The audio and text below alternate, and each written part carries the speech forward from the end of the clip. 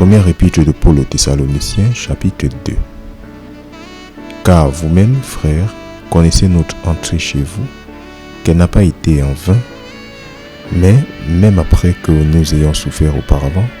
et avions été honteusement traités, comme vous le savez à Philippe, nous avons acquis de la hardiesse en notre Dieu pour vous parler de l'évangile de Dieu avec beaucoup de contestation.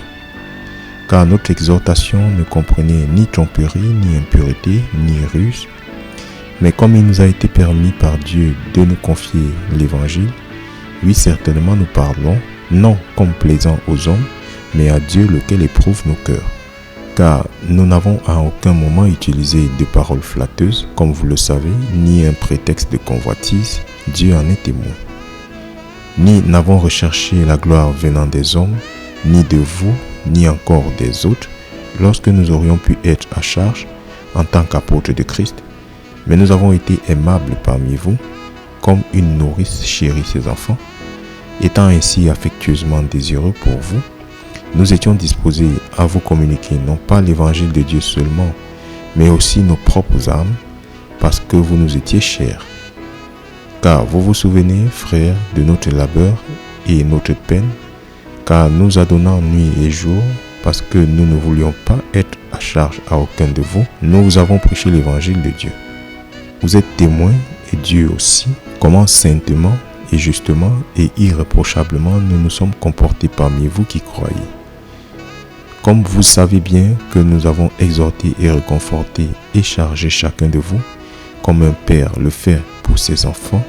afin que vous marchiez d'une manière digne de Dieu, qui vous a appelé à son royaume et à sa gloire. Pour ce motif aussi, nous remercions Dieu sans cesse parce que, lorsque vous avez reçu la parole de Dieu, laquelle vous avez entendue de nous, vous ne l'avez pas reçue comme la parole des hommes, mais comme elle est en vérité, la parole de Dieu, laquelle agit efficacement aussi en vous qui croyez. Car vous, frères, avez suivi l'exemple des églises de Dieu qui, en Judée, sont en Christ Jésus, car vous aussi avez souffert les mêmes choses de la part de vos propres compatriotes qu'elles ont souffert de la part des Juifs, qui ont tué et le Seigneur Jésus et leurs propres prophètes et nous ont persécutés et ils ne plaisent pas à Dieu et sont opposés à tous les hommes,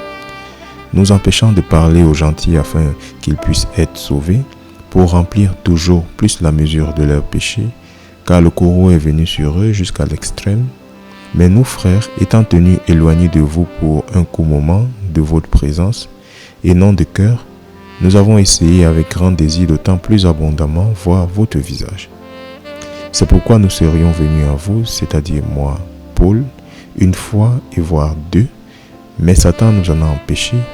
car quelle est notre espérance ou joie ou couronne de réjouissance? N'est-ce pas même vous, en la présence de notre Seigneur Jésus-Christ à sa venue? Car vous êtes notre gloire et notre joie.